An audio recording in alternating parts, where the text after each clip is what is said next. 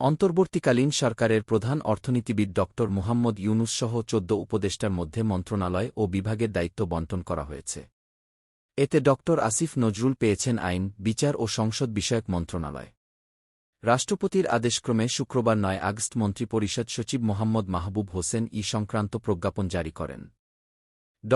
আসিফ নজরুল ১৯৬৬ সালের ১২ জানুয়ারি জন্মগ্রহণ করেন। তিনি একাধারে লেখক, ঔপন্যাসিক, রাজনীতি বিশ্লেষক, সংবিধান বিশেষজ্ঞ ও কলামনিস্ট। বেশ কিছু গ্রন্থের রচয়িতাও তিনি। আসিফ নজরুল ঢাকা বিশ্ববিদ্যালয়ের আইন বিভাগ থেকে ১৯৮৬ সালে স্নাতক ও ১৯৮৭ সালে স্নাতকোত্তর পাস করেন। ১৯৯৯ সালে SOAS school of oriental and African studies university of London থেকে তার পিএইচডি সম্পন্ন করেন। পরবর্তীতে জার্মানির বন শহরের ইনভায়রনমেন্টাল সেন্টার থেকে তিনি পোস্ট ডক্টরেট ফেলোশিপ অর্জন করেন। তিনি school of oriental and African স্টাডিজে একজন কমনওয়েলথ ফেলো হিসেবে কাজ করেছেন। ঢাকা বিশ্ববিদ্যালয়ে শিক্ষক হিসেবে যোগদানের পূর্বে ১৯৯১ সাল থেকে আসিফ নজরুল একটি বহুল প্রচারিত সাপ্তাহিক পত্রিকা বিচিত্রায় প্রতিবেদক হিসেবে কাজ করতেন। পরে বিচিত্রার উত্তরসূরি সাপ্তাহিক ২০০০-এ প্রদায়ক সম্পাদক হিসেবে কাজ করেন।